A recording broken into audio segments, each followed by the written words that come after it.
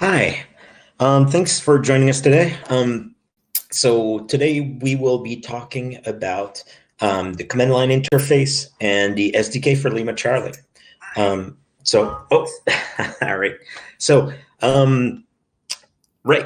I guess as a little bit of a background, so LimaCharlie, everything that we do is done through the REST interface. And so as general statements, we can say that everything that you see on the web app is done through the public REST interface. So that means that if you see something in a web app and you would like to leverage that in some automated fashion, you always can. There's always a way. If you're having trouble finding it, just let us know. But we'll go through a lot of kind of information around it. The general setup today is going to be that we will talk a little bit about the CLI, the SDK, how authentication works. We'll go over the main things that are available in the CLI, kind of the main interfaces in the command line interface. And then we'll look at the SDK and look at the components that we really haven't touched on the CLI. Anything you see in the CLI is also available in the SDK, but it's not the other way around. Some classes are just available in the SDK so that you can develop against it. And then finally, we will pick an example and kind of step through it and show you a little bit of code, show you how that works. When we talk about the SDK today, and the CLI, really what we're talking about is the Python version, which is kind of by far the most evolved. We do have a JavaScript one, but there hasn't been quite the same demand, so we're not really updating it very actively anymore. All right. So with all this said, let's get into it.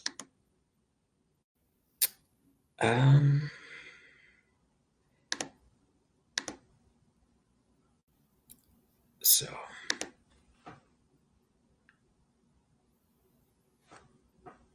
here we go. So again, if you have some questions, feel free to put them in the chat. No problem. The latency should be a little bit lighter today, so we can also, I can also answer questions a bit more easily there. So I mentioned it. Ultimately, everything that you see in the CLI and SDK communicate with LimaCharlie through the public API that we have. There's the URL, so https API LimaCharlie.io. And static Swagger will be kind of the documentation, and that allows you to also interact a little bit through a web app with that particular REST API. Behind the scenes, it's all documented, in our documentation. The REST API uses a JWT which is an authentication token. To verify, permissions and all that stuff, and that is available through an API itself that allows you to take your API key and get a JWT that then you can use with the API gateway. So very basic to start with, but installing the API, both the CLI and the SDK is done in the same way. So if you just do a pip install LimaCharlie, that will, start installing. There's a couple of components to get going, and that gives you access to both. So very straightforward. Authentication is a slightly interesting story. So as you know, we are very, very multi-tenant. So that means that we wanted to make sure that the CLI and the SDK are easy to use them in a multi-tenant environment. So there's a couple of things that we can talk about. So there's API keys. So usually when we call API keys, we're referring really to kind of machine API keys. Those are organization centric. So you'll create a key, and we'll show you what that looks like in the REST API, in the web interface. You create a key. It is valid for that specific organization with those specific services, permissions rather. Then there's also a user API key. So we recommend that if you don't really need to, that you avoid using those, but those are user-centric. So what that means is, as a user, you have access to multiple organizations. You can create an API key that will have the global set of permissions that you have as a user across all those organizations. So that's a user API key, and that's done from your profile on the web app. So the authentication, very straightforward. So you just go, LimaCharlie login, and you will need to provide the organization ID and the API key, so the key itself. Again, we'll actually step through those when we get to the SDK example to give you an idea. Actually, no, we'll probably step through that pretty early on so that we can demonstrate some of the CLI. It supports multiple environments. So when you do a LimaCharlie login, if you enter an empty environment name or an alias, it will get set as your default environment.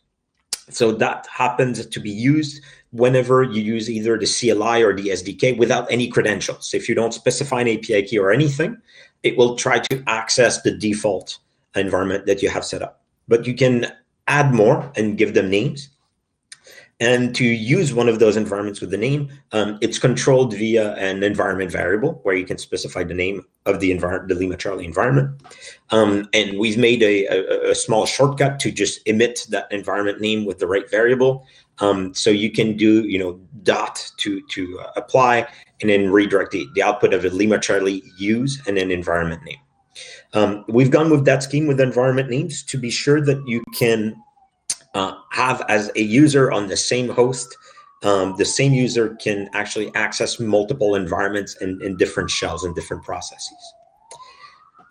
Finally, once that's done, you can do a LimaCharlie who, and what that will do is it will query the public API and will actually list for you, the current API key that you're using, what the permissions are, which organizations is it valid for, the name, kind of all the basic information.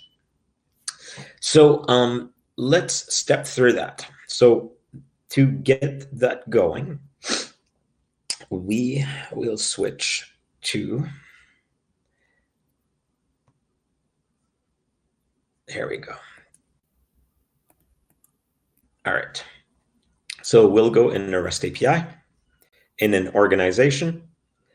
We will create a new API key. Actually, before doing that, I will copy this, and give me a second because we will need this.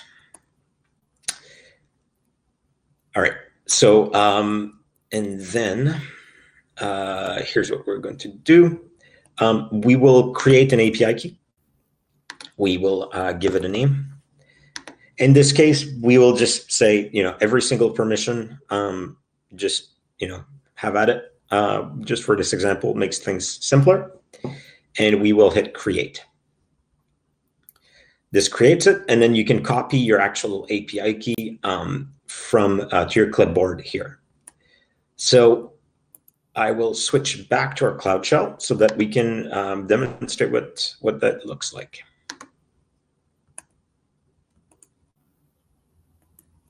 All right, so we will just say LimaCharlie login.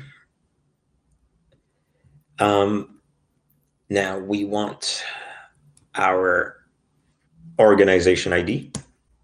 That's good. The name of this environment, we will leave it to default. And then I will go and I will copy our API key.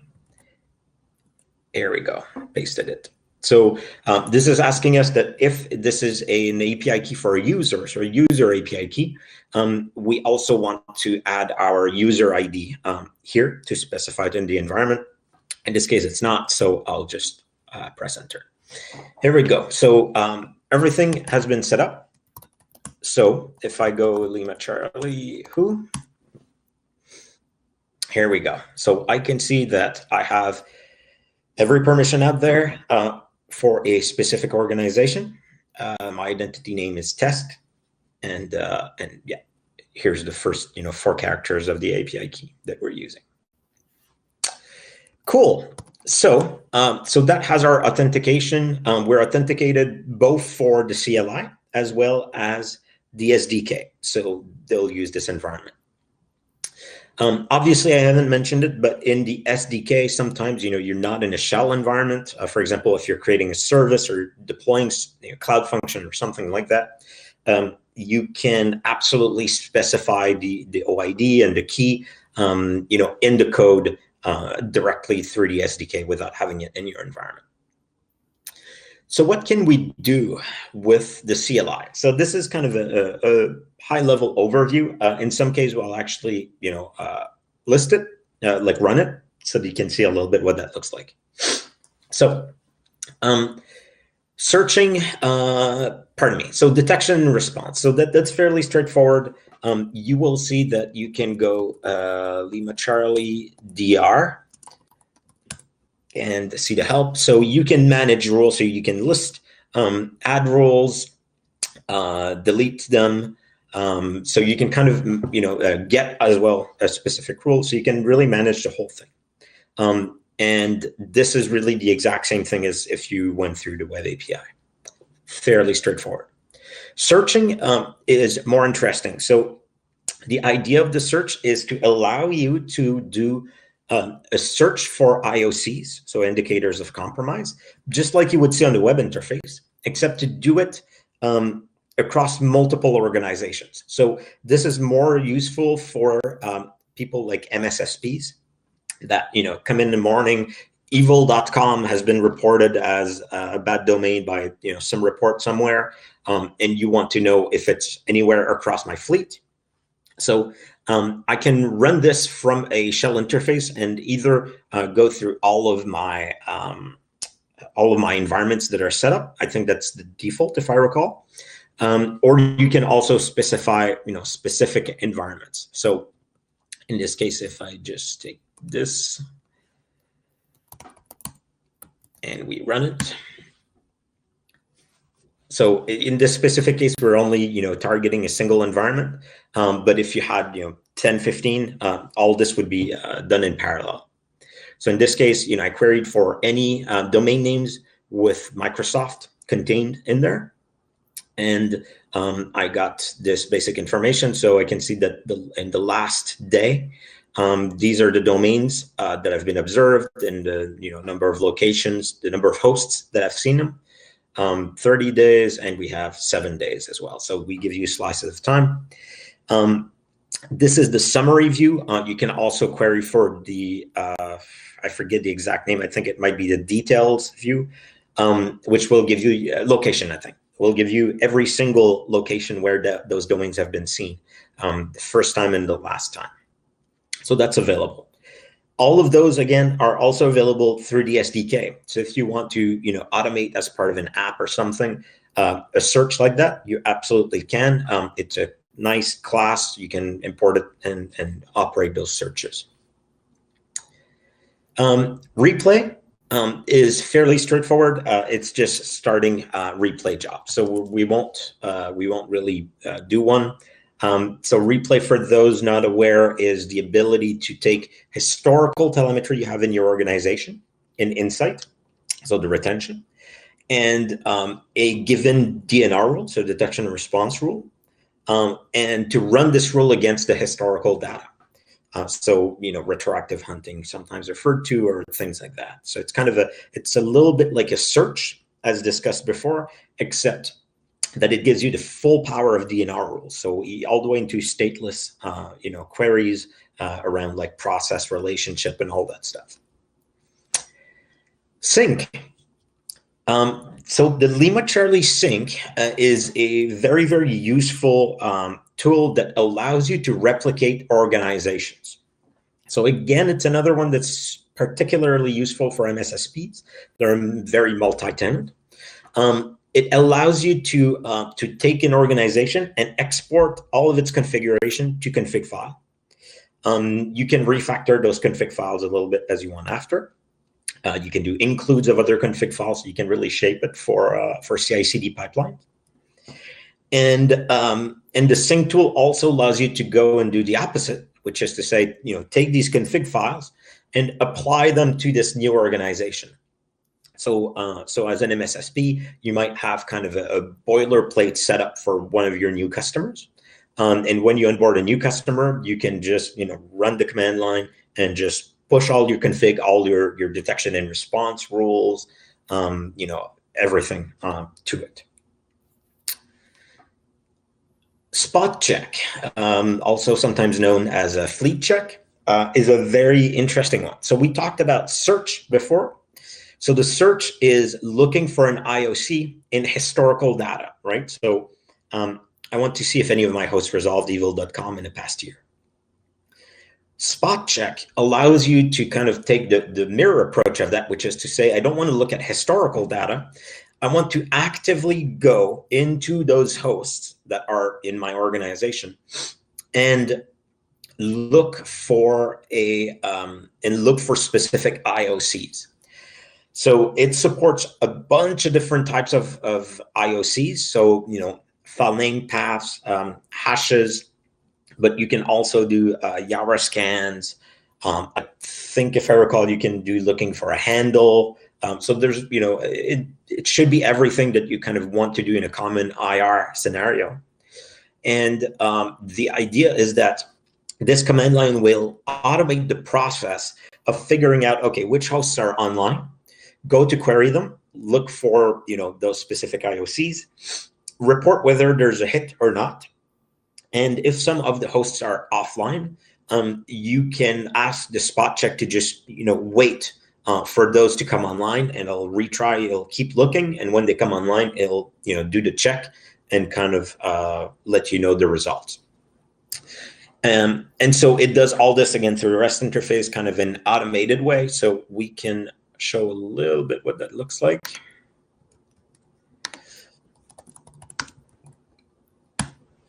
So here we're running a spot check, and we're saying that we only want Windows boxes. I guess technically also Chrome in this case, but so really Windows boxes. And we are looking for a file path, rather a file pattern, sorry. So we're saying within system 32, I'm looking for anything .scr up to 2 depth of the directory. And so this is pretty zoomed in, so it doesn't look all that great. But what you're seeing here is kind of the report from this saying, question marks telling you, well, this host is not online, so I don't really know. The caret is telling you, I'm starting to look at this host. The bang is just saying, I found something on this host. And then if we just let this keep going, you'll see that at recurring interval, we'll reevaluate to wait for the hosts that were offline. So the idea is to make this this output format fairly easy for you to pipe to a file or pipe to something else, and grep for like line starting with bang for all the positive results and kind of modify that as you will. It's also available as a class, so you can actually kind of leverage the concept of going onto those hosts and doing these eval, but really managing it all within Python in this particular example. So that's kind of the high level things that are interesting in the CLI. Oh, actually, I forgot to mention the logs. Right, so the logs is a slightly different one in the CLI. In that it allows you to push any file to the external logs system of your organization. And to do that without having an API key. So that's the only CLI that does not require an API key. It works using access tokens, which you can also create in the web interface. And the idea is that those tokens don't have any permission other than to allow you to upload those logs. So it's the kind of thing that you could deploy to a server that you don't really want to monitor with LimaCharlie, but you want to have a cron job that pushes, the proxy logs every hour to LimaCharlie, to your organization. So you can use that CLI to do that. Yeah, and there's a lot of things that are theoretically possible. If you've worked with us, you kind of know that we like to develop against very specific use cases from our customers.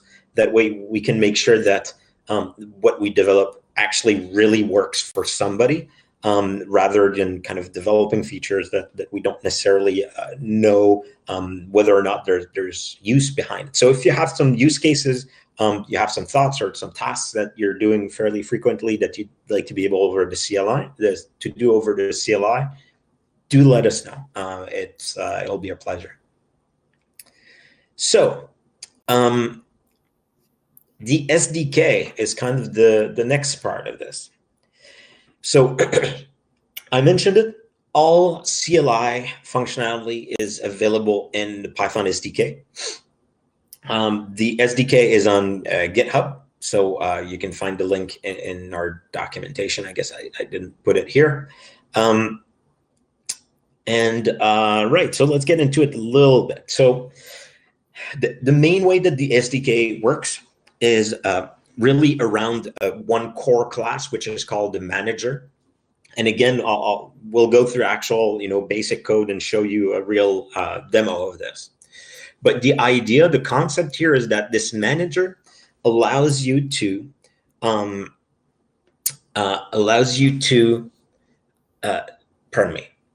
the manager manages all API calls, all the actual interaction with the API gateway. So that's where you will set the organization ID, the API key, or an environment. And a lot of the kind of fairly common functionality is available directly from the manager class.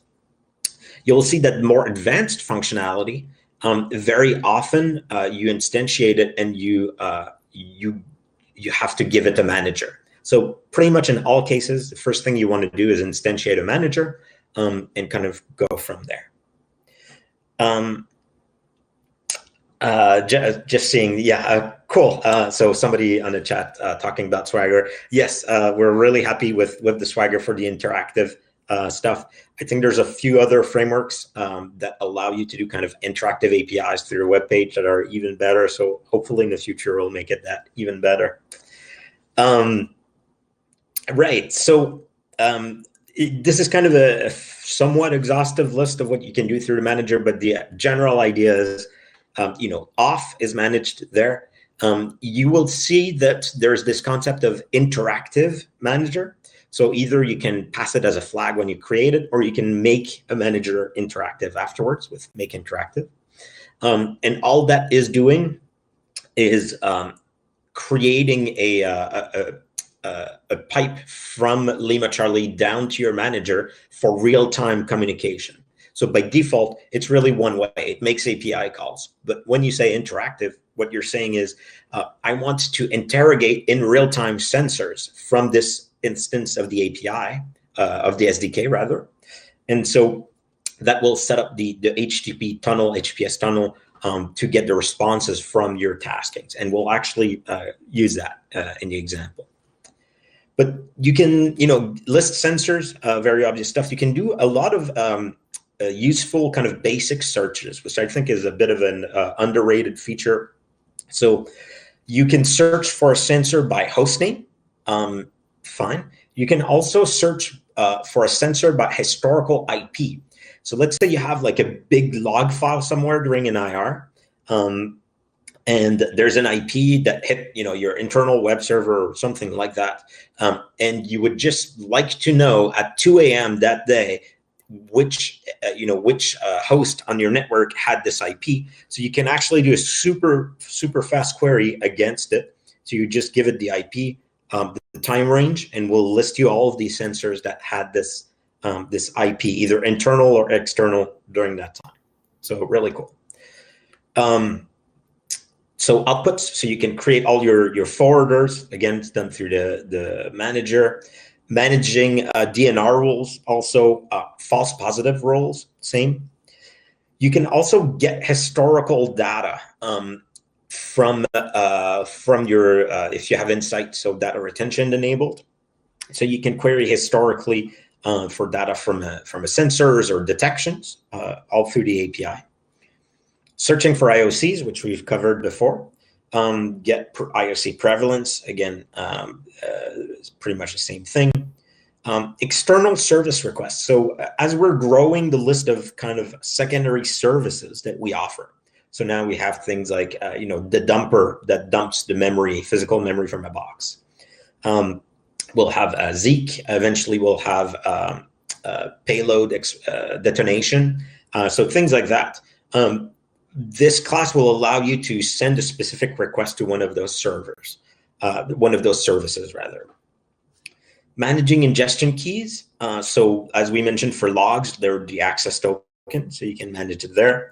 You can also do really more management stuff like changing the quota, subscribing or unsubscribing from resources and services, and managing users can also all be done here. We have a class for payloads. So the payloads class allows you to create, so both upload as well as list and delete the payloads, and those are arbitrary executable that you can push to the LimaCharlie cloud, and then you're able to either interactively or the SDK or CLI or in the live view on the web or even DNR rules, you can actually automate the deployment of those executables with arguments on those hosts. So, for example, if you're doing a very, very specific detection of some APT in the network, and really you have this custom executable given to you by the FBI, and you want to run it everywhere to get some information or to do the cleanup, you would use payloads. So you can to kind of automate that process. Firehose and Spout are, I think it's a bit less likely you're going to need them directly. But the Firehose is just you starting an endpoint, a TCP endpoint, to receive a data flow from LimaCharlie. So, and from an output in LimaCharlie. So if you're forwarding data using an output in your organization, the Firehose is just a class that will automate like generating some SSL certs or using some SSL certs and kind of getting all that stuff and receiving it over TCP. The Spout is kind of a mirror version of that, and you actually use it all the time in your browser when you go live with the sensor. So the way that we can have LimaCharlie, instead of having LimaCharlie reach out to your box, which sometimes has issues with NAT, so network address translation on networks. Are you having? So somebody's saying that there's issues with the sound. I'm just gonna. That seems to work here. Is the sound back? Can you let me know if everything's still good? Okay. Perfect. It happens. So, right. So the Spout, instead of you having to, maybe open up a port in your NAT or your DMZ and stuff like that, the Spout allows you to reach out to an HTTP server, so outbound over HTTPS, and get that same stream. So you use it when the browser you go over, go live. This is actually exactly what you're using. The browser is using this Spout method, which is documented if you want to run it yourself, to connect through one of our streaming gateways that we call. That essentially they get the traffic from LimaCharlie, and then you connect to it to get your version of it. So this allows you to access in real time, get a real time pipe from anywhere. Without having to worry too much about networking. As long as HTTPS goes out, you're good to go. So that's a little bit of the overview of what you can do. So what I wanted to do after is let's step through an example of a little bit of code that will kind of give you a little bit of the flavor of what it looks like doing a little bit of interaction with the SDK specifically, and that hopefully you'll see that it's surprisingly easy to kind of play with and build automations. So I have this is the little bit of code that I wanted to step through. So I think what we'll do is that I will open up in my shell, and we'll kind of go as we go, and I'll narrate a little bit what's going on. So let's start Python. All right, so, very basic. In this case, we'll just import what we need. So we will need the LimaCharlie SDK and JSON, just because we'll format some JSON that we want to output to the screen. So as I mentioned, the manager is kind of the core library. So whenever you're starting to do something in the SDK, this is pretty much what you will want to instantiate. So we're going to call it LC.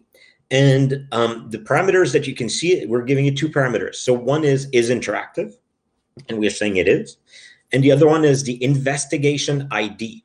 So is interactive says, hey, yeah, I want to get direct real-time feedback from my sensors. The investigation ID is a unique identifier that we will use to track the commands that you're sending through, as well as all the responses coming back. So we will we'll use that. So in this case, we're specifying it's an arbitrary string. In real life, you probably want to use some random thing. So we often use a UUID that we generate. But in some specific cases, it might be useful to use a static value to trace or to do a little bit of a distributed service. It's more complex. So we've instantiated. It took a split second for the object to get created. That's because we created this output, but now it's going. So there's a real HTTPS connection back. So the first thing we're going to do is we will find out which sensors that we have in our organizations, which ones are online. So creating an array, and I will iterate through lc.sensors. And that's a generator if you're a Python developer, meaning if you have like 2 million sensors, it'll still work fine. We'll iterate over it. For every sensor, we'll ask if it's online. If it is, then we'll add that object to our array. So I will just run this. So we're doing this a little bit naively in the sense that we're going one by one, checking if it's online. Here we go. If you're building, more advanced services, you might want to do things that parallelize some of this. And we actually have helpful classes for this in the SDK that allow you to specify tasks that you want to run in parallel, because so much of this uses a REST interface, so it's very asynchronous. So, okay, that's good. So we ran this. Let's now see. We're just going to okay, so we have 2 sensors online. That's easy. So next, what we'll do is we will do a little bit of reconnaissance on those boxes. So first is we'll define a new list that we'll call suspicious. And now we will iterate over the agents that are online. And we will do a simple request. So a simple request is pretty much what it sounds like. We're sending a task to that agent, and we want to, synchronously receive a response, the data coming back from that task. There's other more complex ways to do requests, with futures, or ways you don't have to wait for it. But again, we're sticking to the simpler stuff. So let's start putting this in. All right, so now we're going to do this. And we will get the response in services. So that's going to be the response, the data coming back. If you're wondering what it looks like, what the response looks like, test it. It's always the easiest way. Just run it and see what comes back. Otherwise, you can go in the historical view on the web app and just look at the events there. It's going to be the exact same thing, same format, the JSON. So in our case, what we'll do is we will take a specific part of this answer, which is in the event. So the data coming back has an event and routing. So two components. Routing is just information about the host where this is coming from.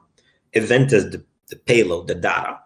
So we're going to take the data and we're going to look in SVCS, which is services is just where that's going to be the list of all the services that are on this box. So we'll take this, and then we're going to do something for each of those services. So we're going to take that list of service, and then we're going to iterate through it. So first we're going to say, well, if this is not a Windows box, just keep going. It's not in a very efficient spot, but just showing a little bit what you can do with a sensor object. So if it's not Windows, keep going. If there's no file is signed, which is the the component of the coming back in a service that tells you if the file represented by the service is signed or not. So if that value is not in the service, it can be some corner cases in Windows where a file wasn't specified for service or things like that. So if it's not in there, we'll just ignore that service. And finally, okay, now we have a Windows service and we have an indication of whether or not the file is signed. Perfect. So we're going to print the host name of that sensor. So sensor.hostname, simple as that. And then we're going to print a pretty version of the JSON of coming from that service. And finally, we will add this particular sensor to the list of suspicious sensors that we have going. Pardon me, I will reissue that. I didn't copy paste all the way. There we go. All right. So now I just started this. Here we go. We just ran. Remember, we had 2 hosts online, so it didn't take too long. We can see that demo win 2012 is the host name where we found a file that is not signed, a service that's not signed. And then we're just printing the details of that service. So whatever this is with the file and everything there. So, okay, that's cool. Now suspicious will really have just one sensor in there. So let's try something a little bit different with it. So far we've interacted directly in real time with that box, right? We've listed actively the services and checked those out. Now let's try to do something a bit more interesting as well. We're going to go through the list of suspicious sensors. In this case, there's just one. We're going to tag that particular sensor with the tag unsigned SVC, which is arbitrary. It's just something we want to use for our own purposes. And that tag will remain there for 1 hour. So for the next hour, the sensor will be tagged. Maybe we'll use this tag in some other part of IR that we're doing. The second thing we're going to do is I'm going to query LimaCharlie. So not the agent directly, but really LimaCharlie. And we're going to say sensor.get historic events. So this is saying, LimaCharlie, go in your retention and get the historic events for this box. And the 2 parameters you can see here are the start time and the end time. So here we're saying start 1 hour ago and end right now. So give me all of the events that I got from this box in the last hour. And then that's potentially, a non-trivial amount of data. So I will just print the number of events that I have in there. So if we just go here.